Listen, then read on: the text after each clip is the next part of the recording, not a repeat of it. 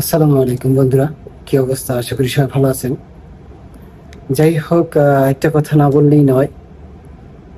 এখন বর্তমান ফিফা বিশ্বকাপ 2026 চলতেছে।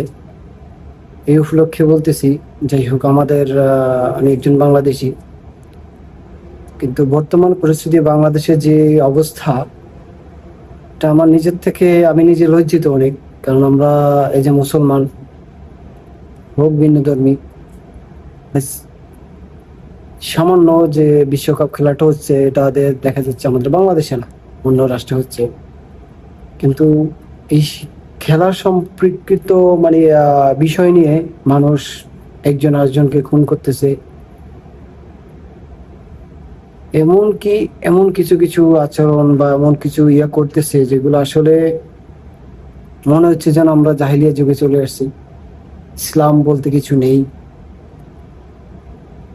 ফেসবুক ঘাটলে দেখা যায় অনেকে বলে মেসি তার বাবা, মেসি, কেউ বলে মেসি তার রক্তের ভাই, সবকিছু মেসি।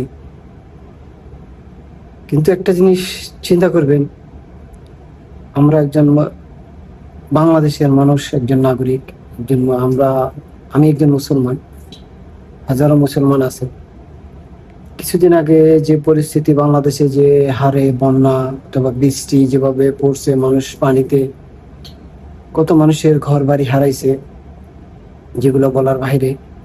কত মানুষ অসহায় অবস্থা আছে। আমিও মনে করি বাংলাদেশের প্রতিটি মানুষ যারা স্বাবলম্বী, যারা ভালো একটা অবস্থানে আছে, ভালো পরিস্থিতিতে আছে, এটা যদি সব খেলাধুলা এগুলা, ঠিক আছে, আমি একটা দলকে সাপোর্ট করি তাই বলে যে তাকে সবকিছু বিলিয়ে দেবো এমন কিছু না। ঠিক আছে, মানুষের মনুষ্যত্ব মানে বিবেক দিক থেকে যদি চিন্তা করে, যে না, আমি একটা মানুষকে হেল্প করি, একটা মানুষকে সাহায্য করি, যারা মানে অভাবগ্রস্ত অবস্থায় আছে, খানা পাচ্ছে না। এমন অনেক মানুষ আছে এক বেলা খায়, তিন বেলা খেতে পারতেছে না। এমনও মানুষের তার ঘর বাড়ি, পশু পাখি যা আছে তাদের অনেক নিঃস্ব হয়ে গেছে।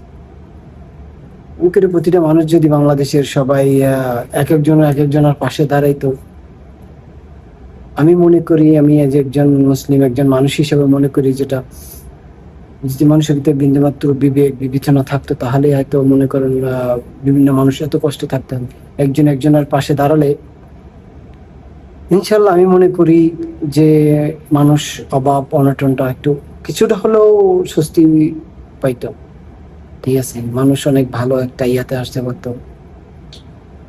তবে বাংলাদেশের মানুষের কাছে একটাই অনুরোধ, আমার কথার ভিতরে যদি কোনো কেউ কষ্ট পেয়ে থাকেন, সবাই ক্ষমা দৃষ্টিতে দেখবেন। তবে সবার কাছে একটাই অনুরোধ, চেষ্টা করবেন সবাই একটু মানুষের পাশে দাঁড়ানো। ঠিক আছে, যারা অভাবগ্রস্ত অবস্থা আছে তাদের পাশে দাঁড়ান, ভাই হয়ে ভাইয়ের পাশে দাঁড়ান, বোন হয়ে বোনের পাশে দাঁড়ান, একজন বাবার পাশে দাঁড়ান। ঠিক আছে, ভিন্ন ধর্মী, ভিন্ন জায়গায়, ভিন্ন জাতের সাপোর্ট, এগুলো থেকে আমি মনে করি বিরত থাকেন। ঠিক আছে, আপনার মনে ভালোবাসা আছে, একটা মানুষকে, একটা দলকে আমি সাপোর্ট করি, ওকে, ঠিক আছে, আলহামদুলিল্লাহ, নো প্রবলেম। বাট এটা আপনার বাংলাদেশ।